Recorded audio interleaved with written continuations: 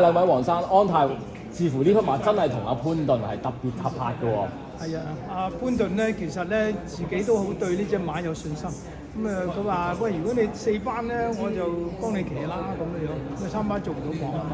咁我哋一聽到，梗係俾佢騎。對上2場佢跑馬地咧，但係咪似乎個擲場唔係咁啱佢發揮咧？係啊，我諗跑馬地咧，佢個成績咧咪比較差啲。咁佢呢個沙田咧，個直路咧，佢比較對佢發揮。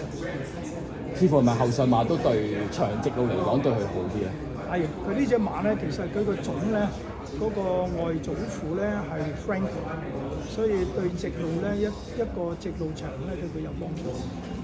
正如黃生你所講，佢外祖父其實都有 Franco 嗰邊出嚟啦。其實呢匹馬除咗跑1400之外，會唔會有機會日後都可以試下1600啊？定係點樣咧？我諗佢定咗1400咧，我諗佢嘅成績一路都喺1400。咁我除咗阿蔡啦，要同阿蔡傾傾啦。不過我諗佢都會 keep 住喺1400。上翻3班啦，呢匹馬之前都試過喺上季喺韋紀力跨贏過3班賽，3班對佢嚟講其實係咪都係話可以係好有分量嘅？我諗會有啲壓力，睇下啦。如果係輕磅咧，都仲 OK。咁因為佢呢隻馬咧，其實都年歲都6歲啦。咁我諗佢即係一路維持就已經我哋好開心。